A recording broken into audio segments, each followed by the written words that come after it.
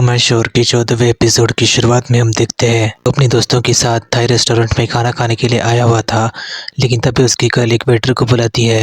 लेकिन तभी वेटर की आवाज़ सुनने के बाद व्यू को धक्का लगता है और वो ऊपर मुड़कर देखता है तो वो और कोई नहीं बल्कि फानी था जो ऑर्डर लेने के लिए आया था वेटर के रूप में। और वो दोनों एक दूसरे को देखने लगते हैं। लेकिन तभी व्यू की कलीग उससे कहती है, क्या तुम इसे जानते हो? व्यू भी अपनी कलीग को कहता है कि हाँ मैं इसे जानता हूँ, बल्कि मेरा एक्स है। और व्यू के मुंह से ये सब देख के फन को भी बिल्कुल भी अच्छा नहीं लगता और इसकी कलीग भी काफ़ी ज़्यादा एक्साइटेड हो जाती है ये सुन के कि वो वेटर व्यू का एक्स है। जिसके बाद वो व्यू के सामने हंसने लगती है और उसे ताने मारते हुए कहती है कि मेरे दोस्त को तो पुरुषों में काफ़ी ज़्यादा इंटरेस्ट लग रहा है और उसकी पसंद भी काफ़ी ज़्यादा अच्छी है, तो मैं देख ही सकती हूँ। और वो फ़ान को देखकर भी हंसती है और उसे कहती है कि तुम्हारा एक्स। और आगे वो फ़ान को कहती है कि तुम अपने रेस्टोरेंट की सबसे 5 डिशेज हमें भेजो जो बहुत ही ज़्यादा अच्छी है। और फ़ान भी वो मेन्यू कार्ड लेकर वहाँ से चला जाता है। लेकिन हम देखते हैं कि व्यू उसी की तरफ देखे जा रहा था। लेकिन तभी फ़ान के जाने के बाद उसके दोस्त उसकी तरफ देखते रहते हैं और व्यू अपने दोस्तों से कहता है कि मेरी तरफ ऐसे मत देखो, मुझे बताने के लिए कुछ भी नहीं है तुम लोगों को। और आगे वो उसके दोस्तों से कहता है कि मैं अब 30 साल का होने के आया हूँ तो इतना ज़्यादा सरप्राइज होने की कोई भी ज़रूरत नहीं है कि मेरा कोई लड़का एक्स हो सकता है। लेकिन तभी उसे रोकते हुए उसकी कलीग उसे कहती है कि मेरा बस तुमसे एक ही सवाल है कि वो बिस्तर में कैसा है। लेकिन तभी वो उसे ताना मारते हुए ये भी कहती है कि मैंने सुना है कि लड़के कितने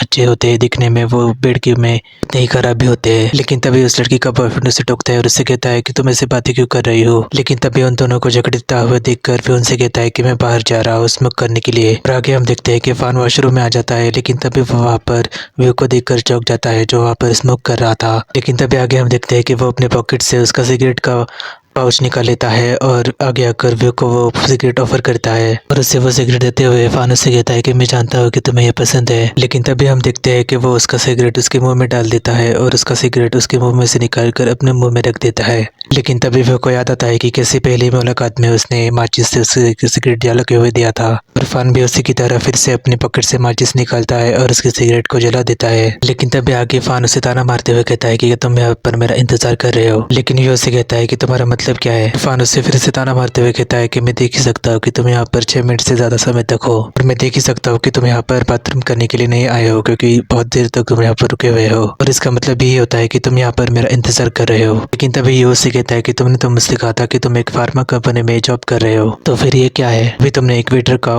कॉस्ट्यूम पहना हुआ है और यहाँ पर तुम वेटर का काम कर रहे हो। और फ़ान उससे कहता है कि मैं वो काम भी कर रहा हूँ लेकिन कभी कभी मैं यहाँ पर आकर मदद करता हूँ, मुझे थाई अच्छे से बोलनी आती है इसलिए, और ये रेस्टोरेंट वाले मुझे अच्छे से पे भी करते हैं उसकी वजह से। अभी ये उसके सिगरेट को देखते हुए से ताना मारते हुए कहता है कि मैं अभी भी जॉब कर रहा हूँ लेकिन मैं अभी भी तुम्हारे सिगरेट को अफोर्ड नहीं कर पाया हूँ। लेकिन फ़ान उससे कहता है कि जब मैं अंदर था जेल में तो मैं भी इसे छोड़ दिया था पीना, लेकिन बाहर निकलने के बाद फिर से शुरू कर दिया, अपने आप को कंट्रोल ही नहीं कर पा रहा हूँ क्योंकि मैं जब भी परेशान होता हूँ तो मुझे स्मोक करने की आदत है। और आगे वो व्यू को ताना मारते हुए कहता है कि जब मुझे तुम्हारी याद आती है तो मैं से ज़्यादा स्मोक करता हूँ। लेकिन आगे वो से भी कहता है कि मैंने दूसरे भी ब्रांड्स का इस्तेमाल किया लेकिन मुझे यही पसंद है, लेकिन ये ब्रांड काफ़ी ज़्यादा महंगा है इसलिए मैं इसे कम पीता हूँ। और आगे फ़ान व्यू से कहता है कि मैं जब भी पागलों की तरह तुम्हें याद करता हूँ। लेकिन तभी वो व्यू के कहता है कि मैं तुम्हारे लिए एक और सिगरेट जला दूँ। लेकिन व्यू से कहता है कि कुछ बातें ना करे तो ही अच्छा है। और वो उसे ताना मारते हुए कहता है कि इसके बारे में तुम अपने पास ही रखो, मुझे मत बताओ कि तुम क्या सोचते हो। लेकिन तभी आगे व्यू से कहता है कि जहाँ तक मुझे मालूम है तुम अंदर नहीं गए थे जेल में। लेकिन तभी उसकी बात को काटते हुए फ़ान उससे कहता है कि 6 महीने में पुलिस की मदद कर रहा था एक गवाह होने के नाते। और व्यू भी उसको ताना मारते हुए कहता है कि पुलिस का सहयोगी। लेकिन तभी आगे फ़ान उसे बताने लगता है कि जब बचपन में सुनामी में वो फंस गए थे उसकी माँ के साथ तो उसके परिवार वाले उसे और उसकी माँ को वैसे ही छोड़कर चले गए, उन्होंने उसका इंतजार भी नहीं किया। इसकी वजह से ही वो उसके परिवार के साथ बदला लेना चाहता था। और आगे वो वैसे कहता है कि मैं बहुत सालों से इसकी योजना बना रहा था और मैं अपने परिवार के खिलाफ एविडेंस भी इकट्ठा कर रहा था।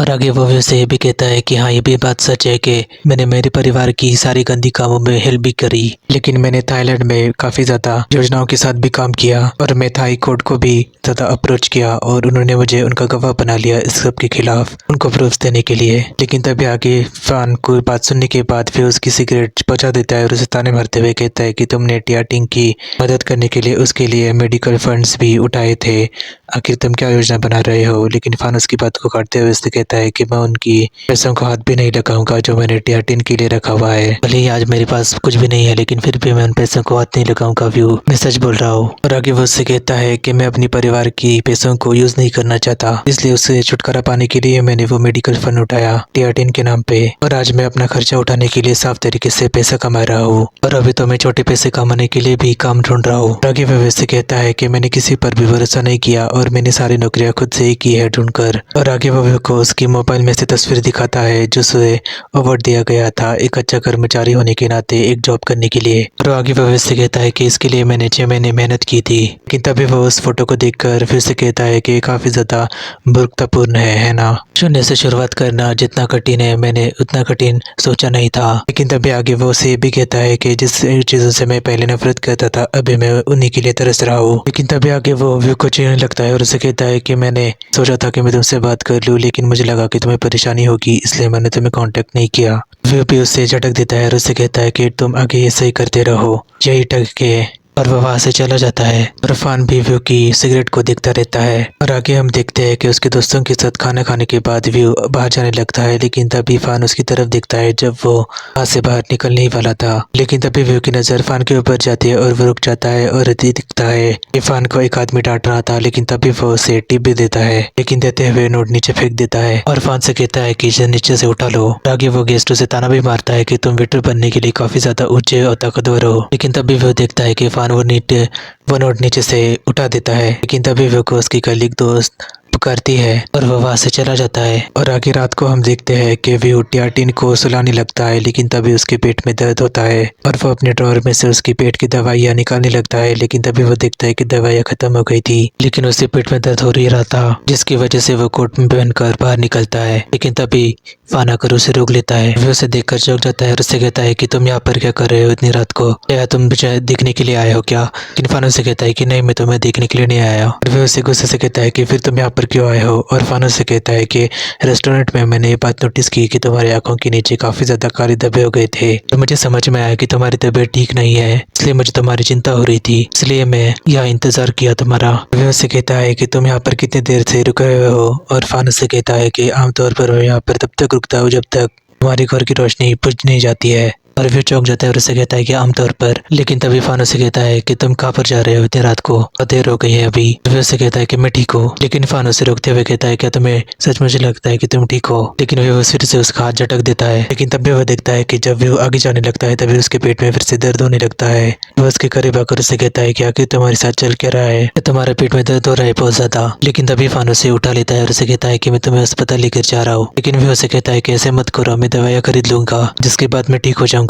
लेकिन फान फिर भी चलने लगता है उसे लेकर और वो उसे कहता है कि मैं टियाटिन के लिए परेशान हूँ क्योंकि वो घर में अकेला ही है। और फान उसे नीचे उतार देता है। और आगे भी उसे कहता है कि जब भी मैं दवाइयाँ खाता हूँ सब ठीक हो जाता है वापस से। लेकिन तभी फान रुक जाता है और उसे कहता है कि तुम क्या कह रहे हो, हर बार मतलब तुम कितनी बार लेते हो, कहीं हर बार हो रहा है तुम्हारे साथ? आगे फान उसे कहता है कि मुझे तो लगा था कि तुम अच्छा कर रहे हो, उसे दूर रखकर तुम्हारी तबीयत अच्छी हो रही है। लेकिन फान उसे कहता है कि आखिर तुमने मुझे इसके बारे में बताया क्यों नहीं? लेकिन भी उसे कहता है कि मैं दवाएं खरीदने के लिए जा रहा हूँ। लेकिन तब भी फान उसे रोक देता है और उसे कहता है कि मैं अभी फार्मेसी जाकर दवाएं लेकर आता हूँ, तुम घर पर इंतजार करो। और आगे हम देखते हैं कि वो गर्म पानी पीने वाला था, लेकिन तभी उसके घर का दरवाजा बजता है और दरवाजा खोलने पर आगे फान खड़ा हुआ था जो उसे दवाइयों की थैली दे देता है। लेकिन तभी वो उसे धन्यवाद बोलता है और वो दरवाजा बंद करने ही वाला था, लेकिन तभी फान उसे रोक देता है दरवाजा बंद करने से। लेकिन तभी फान उसे कहता है कि मैं तुम्हारे लिए सूप बना देता हूँ जिससे तुम्हारी तबीयत अच्छी हो जाएगी, फिर मैं यहाँ से चला जाऊंगा। लेकिन वो उसे कहता है कि कोई जरूरत नहीं है और वह जोर से दरवाजा लगाने लगता है। लेकिन तभी फान फिर से दरवाजा रोक देता है और वे को भी उसके ऊपर काफी ज्यादा गुस्सा आता है और उससे कहता है कि आखिर तुम चाहते क्या हो फान? और फान उसे गुस्से से देखते हुए कहता है कि कुछ नहीं, मैं बस तुम्हारे लिए सूप बनाना चाहता हूँ और वो सूप पीने के बाद ही मैं यहाँ से चला जाऊंगा। और वह व्यू के करीब से अंदर आ जाता है उसके घर में और ये सब देखकर व्यू भी काफी ज्यादा इमोशनल हो जाता है और दरवाजा बंद कर देता है। और आगे हम देखते हैं कि अंदर आने के बाद फान उसके लिए उसकी पेट की दवाई बना देता है और उसे दे देता है। लेकिन तभी उससे कहता है कि मैं तुम्हारे किचन में जा रहा हूँ। लेकिन तभी वो रुक जाता है और उससे कहता है कि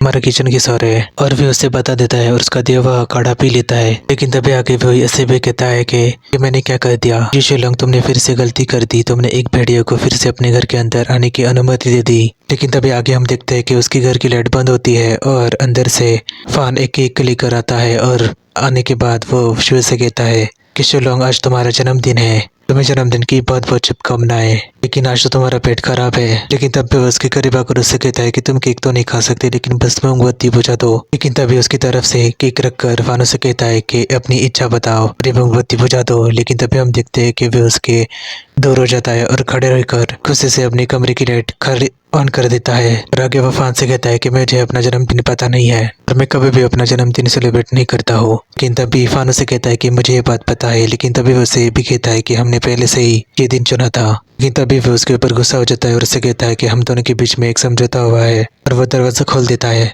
आगे वो उससे कहता है कि तुम्हारा काढ़ा अब तैयार हो गया होगा, तो यहाँ से बाहर निकलो। लेकिन तभी उसकी बात को इग्नोर करते हुए फानो से कहता है कि मैं तुम्हारे लिए विश करता हूँ। और आगे हम देखते हैं कि फन अपनी आंखें बंद कर लेता है और अपने हाथ भी जोड़ देता है और उसे कहता है कि टियाटिन और व्यू को हमेशा खुश रखना। लेकिन तभी व्यू को उसके ऊपर काफी ज्यादा गुस्सा आता है और उसके ऊपर वो एक चीज मार गिराता है। लेकिन तभी वो इमोशनल होकर उसे देखता है।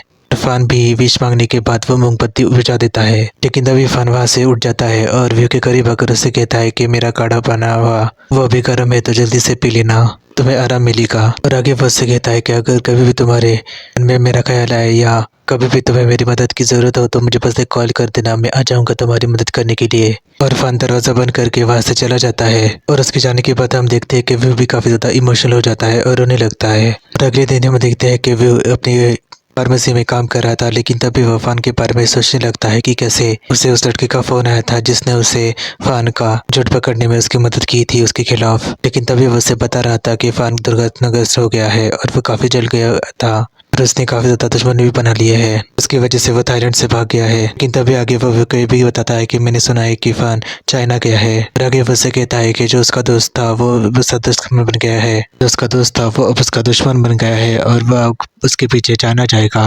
लेकिन तभी वो उसे भी कहता है कि वो उसके ऊपर हमला भी करने वाला है। और आगे वो को भी बताता है कि चलो हम दोनों वहां पर जाते हैं देखने के लिए कि तुम बोल के किस तरीके से उसने तुम्हारे साथ खेल खेला था और तुमसे झूठ बोला था, उसने तुम्हें मजबूर भी किया था। लेकिन तभी आगे हम देखते हैं कि वो उसी के बारे में सोचे जा रहा था। लेकिन तभी उसकी कलीग उसे कहती है कि तुम्हें घर जाना चाहिए, तुम अभी भी ठीक नहीं हुए हो। और आगे हम देखते हैं कि रात को वो लूडो क्लब के बाहर खड़ा था कि उस लड़के ने उसे बताया था कि रात को 8:30 बजे लूडो क्लब के बाहर फान के दोस्त ने उसे आमंत्रित किया है। लेकिन तभी वहां पर बस आ जाती है। लेकिन तभी वो उसमें चढ़ जाता है। लेकिन तभी के बस में बैठने के बाद वो देखता है कि एक मोटरसाइकिल पर लड़का जा रहा था और सभी उसे को देख रहे थे। लेकिन तभी वो कंडक्टर से कहता है कि गाड़ी रोको, मुझे उतरना है। और वो उस बस से उतर जाता है नीचे। और उस बस से नीचे उतरने के बाद वो टैक्सी ले लेता है। लेकिन वो किसी को फोन कर रहा था लेकिन उसका फोन लग नहीं रहा था और वो ड्राइवर से कहता है कि जल्दी से चलाओ। और वो उसी क्लब के बाहर आ जाता है और अंदर आने के बाद वो बार बार घड़िया को देखता रहता है। और अंदर आने के बाद वो उस क्लब के मैनेजर से कहता है कि यहाँ पर फान के दोस्त की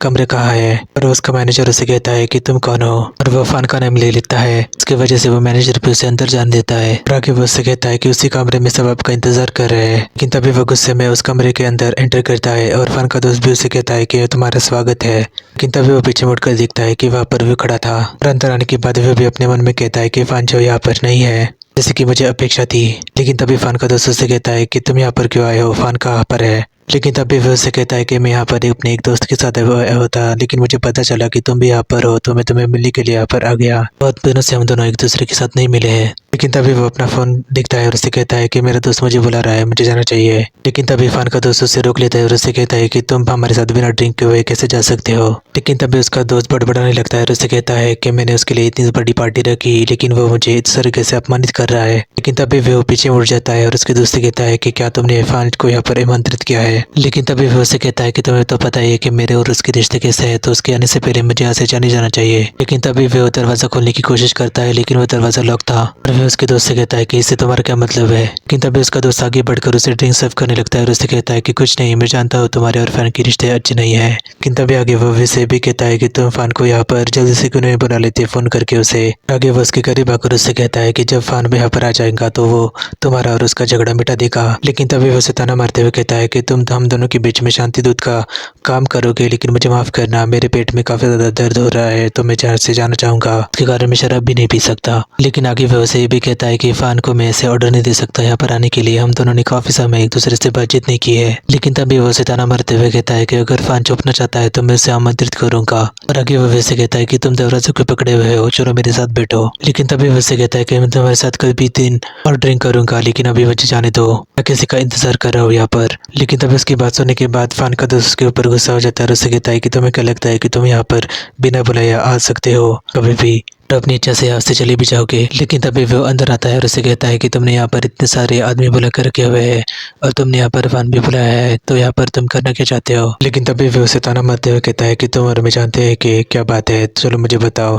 ताकि वो इससे ये भी कहता है कि फान अभी काफी ज्यादा बुरे समय से निकल रहा है, तो तुम इसका फायदा उठाना चाहते हो उसे दबाव डालकर। लेकिन तभी उसका दोस्त हंसने लगता है और उससे कहता है कि उसने मेरे साथ जो किया उसके बाद भी मुझे उसके साथ कुछ नहीं करना चाहिए क्या। लेकिन तभी वो उसके प्लान के बारे में उससे बताने लगता है। लेकिन तभी उसका दोस्त उसे कहता है कि अब मुझे समझ में आ रहा है कि तुम यहाँ पर क्यों आए हो। तुम यहाँ पर मुझसे मिलने के लिए नहीं आए बल्कि तुम अपने प्रेमी को बचाने के लिए आए हो। और आगे वो उससे कहता है कि तुम यहाँ पर फान का कर्ज उतारने के लिए आए हो। लेकिन तभी वो उससे कहता है कि तुमने मेरे साथ जो किया तो क्या मैं इसे भी भूल जाऊँ। लेकिन तभी उसका दोस्त ताना मारते हुए कहता है कि फांजियो ने तुम्हें इतना ज्यादा बुरा बर्ताव किया, तुम्हारे साथ तुम्हें बेवकूफ बना, लेकिन फिर भी तुम इसके लिए अभी मार खाओगे। लेकिन तभी आगे वो के साथ बदतमीजी करने लगता है और उससे कहता है क्या तुम्हें ऐसे करने में मजा आता है, सबके सामने सबके नीचे झुकने में मजा आता है क्या तुम्हें। आगे उससे ताना मारते हुए कहता है कि मैं पुरुषों को नहीं छूता, लेकिन मुझे भी तुम्हारे जैसा एक इंसान चाहिए। लेकिन तभी वो उसके करीब आकर उससे कहता है कि तुम्हारी मर्जी है, मैं अभी तुम्हारे साथ हूँ, तुम मेरे साथ कुछ भी कर सकते हो, लेकिन अगर तुम मुझे यहाँ से छोड़ते हो तो मैं तुम्हारे जीवन भर साथ निभाऊंगा। लेकिन तभी आगे वो उसे ताना मारते हुए कहता है कि फान तुम्हारे जैसा बिल्कुल भी नहीं है, वो तो मेरा पूरा उपयोग कर रहा है। लेकिन तभी उसका दोस्त उसके ऊपर गुस्सा हो जाता है, उससे कहता है कि तुम मुझे ताना मारते हो क्या, मैं तुम्हें छोड़ने से डर रहा हूँ। लेकिन तभी वो उसे ताना मारते हुए कहता है कि तुमने हिम्मत की, लेकिन तुम्हें अपने हाथ गंदी करने बिल्कुल भी अच्छे नहीं लगते। लेकिन तभी वो उसके सिगरेट ऑफर करते हुए कहता है कि आज मेरी सचमुच में किसी के साथ अपॉइंटमेंट है, मुझे जाने दो यहाँ से। लेकिन तभी फान का दोस्त उसका सिगरेट ले लेता है और उससे कहता है कि तुम मुझे यहाँ पर मिलने के लिए आए, लेकिन मैं तुम्हें नैरों तरीके से विदा नहीं करूंगा, से मैं ही बुरा दिखूंगा। और वो उसकी दी हुई सिगरेट बुझा लेता है, जला लेता है। लेकिन तभी फान का दोस्त से भी कहता है कि फान जियो से मैं तुम्हें हरा चुका हूँ और तुमने तो मुझे भी आज हरा दिया उसके सामने।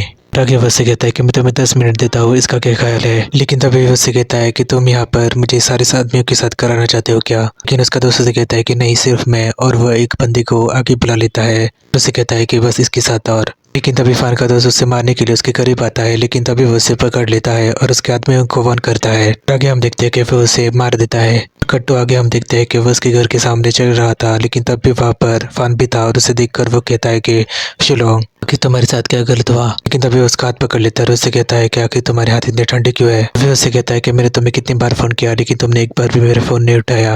लेकिन तभी फान उसका कोट निकाल कर उसे पहना देता है और फिर उसे कहता है कि तुमने तो मुझे कहा था कि मैं एक कॉल करूंगा तुम आ जाओगे, फिर तुम्हारा फोन बंद क्यों था। और आगे वो उसे कहता है कि मेरे हाथ मुझसे मुझे धमकी दे रहा था, इसलिए मैंने थोड़ी देर अपना फोन बंद कर दिया था। और आगे फान उसे कहता है कि तुमने मुझे फोन क्यों किया था। लेकिन तभी फिर उसका छाता उसे दे देता है और उसे कहता है कि कुछ नहीं, इस गलती से लग गया था। फान उसे कहता है कि नहीं, तुम मुझे ऐसे ही कॉल नहीं करोगे। लेकिन तभी फिर को वो पेपर पटक देता है और उससे कहता है कि मुझे बताओ कि सच्चाई क्या है, वास्तव में तुम्हारे साथ क्या हुआ है। लेकिन तभी बिजली भी कड़कने लगती है और भी उससे कहता है कि मैं अभी लैब से आया हूँ। और फान उससे कहता है क्या तुम्हें दर्द हो रहा है, क्या तुम्हें अच्छा नहीं लग रहा। और भी उससे कहता है कि इसकी वजह से मैं थक गया हूँ, मैं अंदर जाकर आराम करना चाहता हूँ। लेकिन तभी फान उससे कहता है कि आज मेरा दोस्त मुझे यहाँ पर बुला रहा था क्लब में, लेकिन मैं वहाँ पर नहीं गया क्योंकि बारिश आनी शुरू हो गई थी और मुझे लगा कि तुम्हारे पास छाता नहीं होगा, इसलिए मैं तुम्हारी कंपनी में तुम्हें देखने के लिए चला गया था। लेकिन वहाँ जाने के बाद मुझे पता चला कि तुम वहाँ से जा चुके हो घर। और मैं जब तुम्हारे घर पर आया तो तुम्हारे घर में अंधेरा था, तो मुझे बताओ कि सच्चाई क्या है, हमारे साथ क्या हुआ है। और वे अभी उसकी बातें सुनकर इमोशनल हो जाता है और उससे कहता है कि फान तुम मुझे अभी भी ट्रैक कर रहे हो क्या, तुम्हारा ऐसा बर्ताव करना मेरे जीवन में खलल डाला नहीं है क्या, मैं अपने जीवन अपने तरीके से नहीं जी सकता क्या, मैं कोई दूसरा और काम भी नहीं कर सकता क्या, जैसे कि किसी और के साथ डेट पर जाना या कुछ और। लेकिन तभी फान उसे कहता है कि तुम डेट पर गए थे, लेकिन यहाँ पर इतनी बारिश हो रही है तो वो तुम्हें छोड़ने के लिए घर पर क्यों नहीं आया, बिल्कुल भी अच्छी बात नहीं है। लेकिन तभी फान आगे उससे कहता है क्या तुम इसे पसंद करते हो। वे फान को जोर से गुस्से से अपने आप से दूर कर देता है। आगे वो उसे गुस्से से कहता है कि किसी और आदमी के पास तुमसे ज्यादा क्लास नहीं है, मैं रात फिर से दोहराना नहीं चाहता। लेकिन तभी वो उसे कहता है कि इससे पहले ही अपने आप को रोक ना पाऊँ, मैं यहाँ से गायब हो जाऊंगा। लेकिन तभी फान उसे कहता है कि मैं फिर से तुम्हें ढूंढ लूंगा। लेकिन तभी आगे वो उसे ताना मारता है कि तुम जिस आदमी के साथ डेट पर गए थे वो तुम्हारे लिए बिल्कुल भी नहीं है। लेकिन तभी फान वहाँ से जाने लगता है, लेकिन व्यू का कॉल आ जाता है। फोन उसके किसी और का नहीं था बल्कि उस लड़की का था जिसने उसकी मदद की थी। फोन उठाने के बाद वो उससे कहता है कि मैंने सुना है कि फान के दोस्त ने तुम पर हाथ उठाया। ये सब सुनने के बाद फान भी रुक जाता है। आगे वो लड़का उससे कहता है क्या तुम ठीक हो यू, मेरा इरादा तुम्हारा कॉल मिस करने का नहीं था। और फान फोन कर उसकी तरफ देखता है, लेकिन तभी फान उसके करीब आ जाता है और उसका फोन ले लेता है और उसके दोस्त से कहता है कि मुझे फिर से बताओ कि उसने किसे मारा। लेकिन वे उसके हाथ से फोन ले लेता है और फोन बंद कर देता है। और फान उससे कहता है कि तुम्हारी चोट गंभीर है। और आगे वे उससे कहता है कि मुझे पता चला कि तुम्हारे साथ दोस्त झगड़ा करने वाला है, तो इसलिए मैं देखने के लिए वहाँ पे गया था। तुम जैसे शैतान को पीटते हुए देखकर अच्छा लगता मुझे भी, और ये सोचकर भी मुझे खुशी मिलती है। इरफान भी उसे जोते हुए कहता है कि मुझे पता है कि तुम वही सब देखने के लिए आए थे, लेकिन तब भी आके इरफान उसे कहता है कि जाओ अंदर जाओ और गर्म पानी से नहा लो, या तो तुम्हें सर्दी लग जाएगी। यहाँ से चला जाता हूँ ताकि तुम्हें आराम मिले, लेकिन तभी भी उसे रोक देता है। इरफान भी सीरियस हो जाता है और तभी बिजली भी कड़कती है, और आगे भी इरफान से कहता है कि उसे मुझसे कुछ भी नहीं मिला, तो इसलिए उसके पास मत जाओ गुस्से में। लेकिन तभी इरफान उसे कहता है कि मैंने इसके बारे में कैसे नहीं सोचा कि वो तुम्हें छूने की हिम्मत करेगा। लेकिन आगे इरफान उसे गुस्से में कहता है कि अगर उसने तुम्हें छुना हुआ हो तो उसकी कीमत तो उसे चुकानी पड़ेगी। लेकिन तभी वो उसे अपनी तरफ खींचकर दीवार की तरफ रख देता है और उसे कहता है, आगे वो उसके करीब आकर उससे कहता है कि फान में कोई देवता नहीं हो कि मुझे कुछ हो नहीं सकता। और आगे वो उससे कहता है कि मैं तुम्हें मारना चाहता हूँ फान, मैं तुम्हें दर्द में देखना चाहता हूँ, लेकिन दुर्भाग्य से नहीं होता। लेकिन तभी वो फान का गला पकड़ लेता है। आगे वो उससे कहता है कि जब उसने मुझे घटिया कहा मुझे इस पर आधा विश्वास था कि मैं जानता हूँ कि मैं काफी ज्यादा नीचे हो चुका हूँ, मैं दूसरों के लिए तो अब मजाकी बन चुका हूँ, इसलिए मैं तुमसे रिक्वेस्ट करता हूँ कि आगे से और कोई परेशानी पैदा मत करो मेरे लिए। लेकिन तभी वो फान को रोक देता है और उसे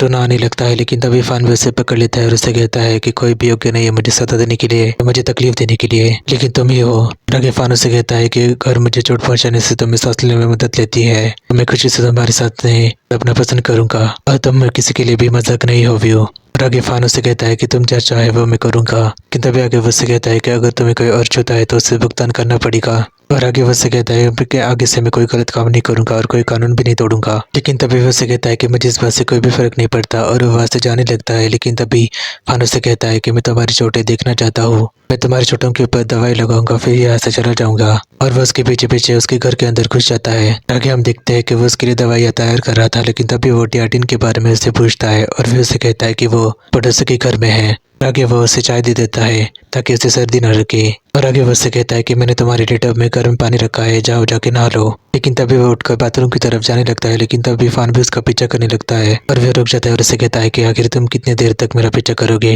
और फान उससे कहता है कि मैं तुम्हारी चोटें जांचना चाहता हूँ, बाथरूम में गर्मी है। लेकिन तभी आगे हम देखते हैं कि वो बाथरूम में अपना शर्ट उतार देता है और उसकी चोटें देखने के बाद फान को काफी ज्यादा तकलीफ होती है। और वो उसे ताना मारते हुए कहता है कि तुमने मेरी चोटें देख ली है तो यहाँ से चले जाओ।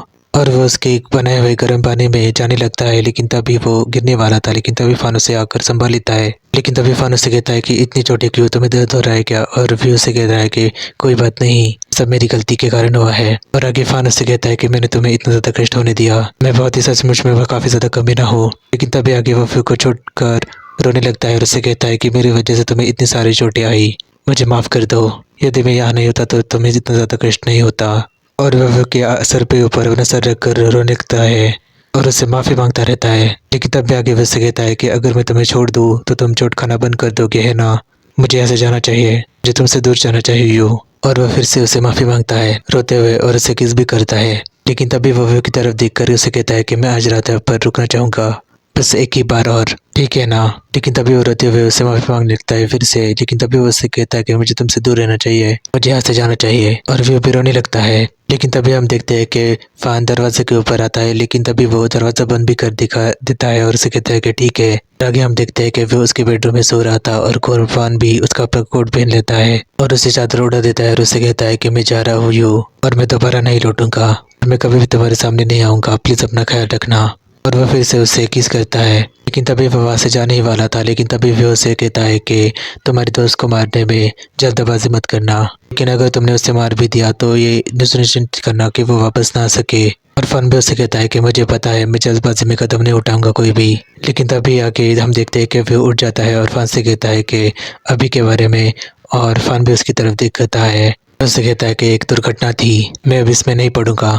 और वह के बेडरूम का दरवाजा बंद करके वहां से चला जाता है। लेकिन उसके जाने के बाद भी फिर से उठ जाता है। लेकिन तभी वह खिड़की का पर्दा खोल देता है और फन को जाते हुए देखने लगता है और वो उसकी बातें की सुनने लगता है। उसके कानों में गूंज रही थी और वो उसे कह रहा था, तो मेरी आंखों की सौम्यता हो और मेरे दिल में भी तुम्हारे लिए जगह है, तुम ही इकलौती जगह हो जहाँ से दुनिया में मुझे प्यार मिल रहा है, और मैं भी इस दुनिया से प्यार कर रहा हूँ सिर्फ तुम्हारी वजह से। और वो भी फान को वहां से जाते हुए देखता है और वो काफी ज्यादा इमोशनल हो जाता है और रोने लगता है। लेकिन तभी वो उसके दोस्त को फोन करता है और आगे वो उससे कहता है कि आगे तुम्हें याद है कि तुमने मुझसे कहा था कि तुम मुझे एक प्रेमी से मिलवाने वाले हो, मैं उससे मिलना चाहूंगा।